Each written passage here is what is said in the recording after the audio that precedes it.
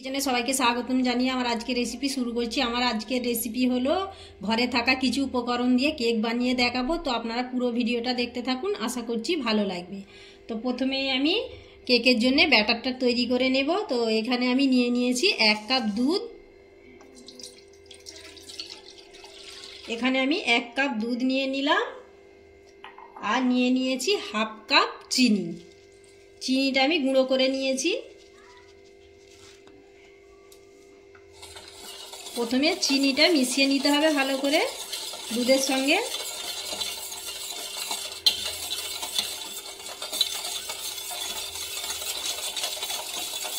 দুধের সঙ্গে চিনিটা মিশিয়ে নিয়েছি। এবার আমি এখানে 1 কাপ দুধ নিয়েছি, এবার আমি 1 কাপ সুজি দিয়ে দেব। আর আমি এখানে নিয়েছি 1 কাপ সুজিও দিয়ে দিলাম। তো এবার আমি সুজিটাকেও ভালো করে মিশিয়ে নেব, নাড়াচাড়া করে ভালো করে মিশিয়ে নিতে হবে। এখানে মাপের পরিমাণগুলো ভালো করে দেখে নিতে হবে। মাপটা যদি ঠিক থাকে তাহলে কেকটাও একদম পারফেক্ট হবে। ভালো করে সুজিটা মিশিয়ে নিয়েছি। এবার আমি এখানে দিয়ে দেব হাফ কাপ ময়দা। এখানে আমি 1 কাপ সুজি নিয়েছি, তো ময়দাটা হাফ কাপ নেব। এখানে আমি হাফ কাপ ময়দা নিয়ে নিয়েছি, ময়দাও দিয়ে দিলাম। এবার আমি আবারও সব ভালো করে মিশিয়ে নেব, নাড়াচাড়া করে ভালো করে ব্যাটারটা তৈরি করে নিতে হবে।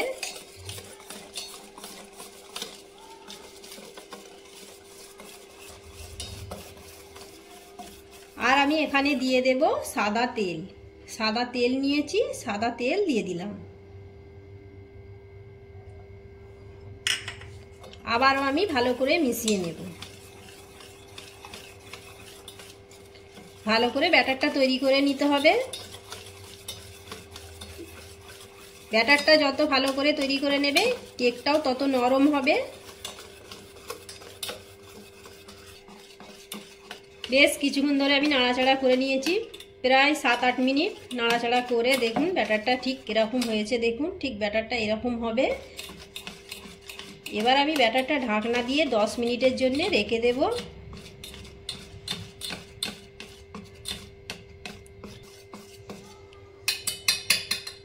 এবার আমি 10 মিনিটের জন্য ঢাকনা দিয়ে দিলাম।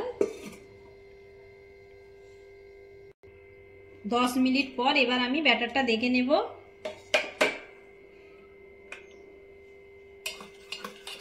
সুজিটা অনেক ফুলে উঠেছে, দেখুন বেড়ে গেছে সুজিটা। এবার আমি এখানে একটা পেয়ালার মধ্যে দুধ নিয়ে নিয়েছি। দুধের মধ্যে বেকিং পাউডার দিয়ে দেব।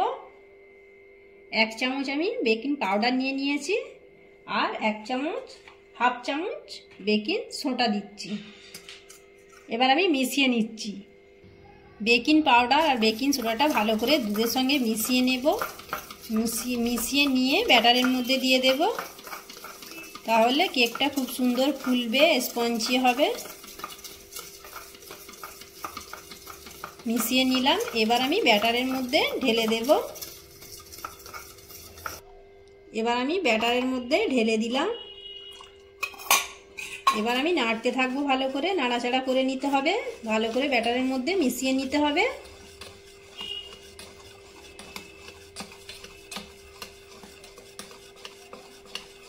ভালো করে মিশিয়ে নিয়েছি।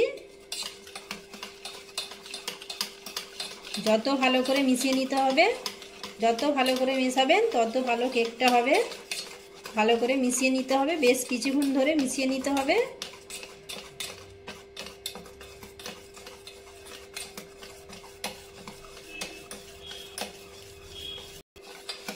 ব্যাটারটা বেশ কিছুক্ষণ ধরে নাড়াচাড়া করে নিয়েছি। তো ব্যাটারটাও এবার রেডি হয়ে গেছে। ব্যাটারটার থিকনেসটা দেখুন এরকম, ঠিক এরকম হবে।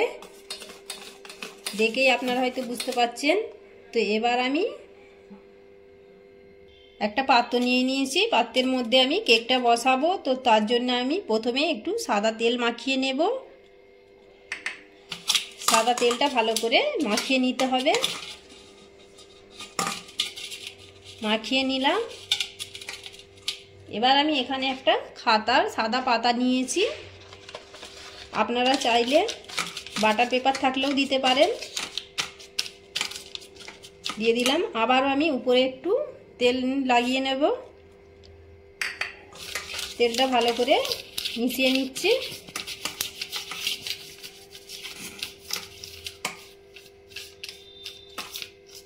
লাগিয়ে নিলাম। এবার আমি ব্যাটারটা ঢেলে দেব।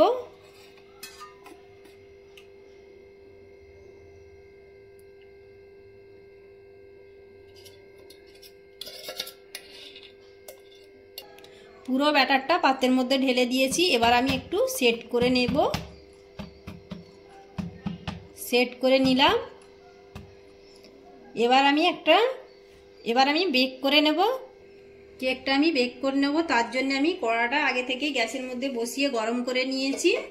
এবার আমি একটা স্ট্যান্ড দিয়ে দিলাম। স্ট্যান্ড রেখে তার উপর আমি বাটিটা বসিয়ে দেব। বসিয়ে দিলাম, দিয়ে এবার আমি ঢাকনা দিয়ে দেব। এবার আমি ঢাকনা দিয়ে 30 থেকে 35 মিনিটের মতো বেক করে নেব। তো কেকটা 35 মিনিট হলেই তৈরি হয়ে যাবে। তো আমি তার মধ্যে 10 মিনিট হলে একবার খুলবো। খুলে কিছু এখানে কিশমিশ দিয়ে দেব। তো এবার আমি ঢাকনা দিয়ে 10 মিনিটের জন্য রেখে দিলাম। 10 মিনিট পর এবার আমি ঢাকনাটা একবার খুলছি। এবার আমি এখানে কিশমিশ দিয়ে দেব। প্রথমে দিলে কি হয়, কিশমিশটা একদম ভিতরে ঢুকে যায়, দেখতে পাওয়া যায় না, দেখতেও সুন্দর লাগবে উপরে দিলে কিশমিশটা। তো আমি উপরেই কিশমিশ দিয়ে দিলাম।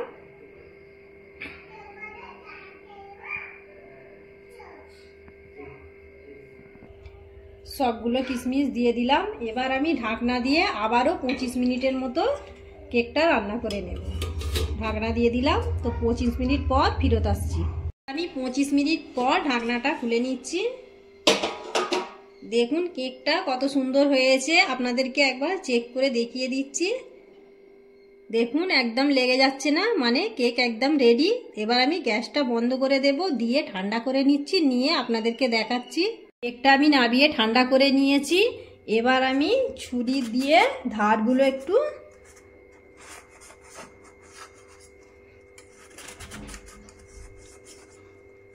আস্তে আস্তে ছুরি দিয়ে কেটে নিলাম।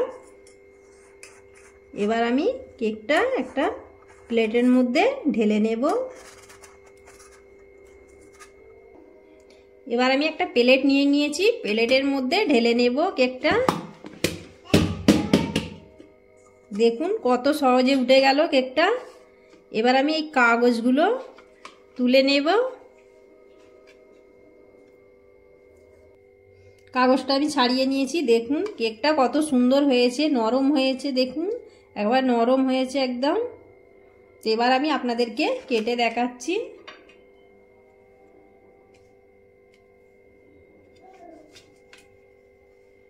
কাটছি দেখে আপনারা হয়তো বুঝতে পারছেন কত সুন্দর হয়েছে। কাটছি দেখে আপনারা বুঝতে পারছেন কতটা নরম হয়েছে কেকটা।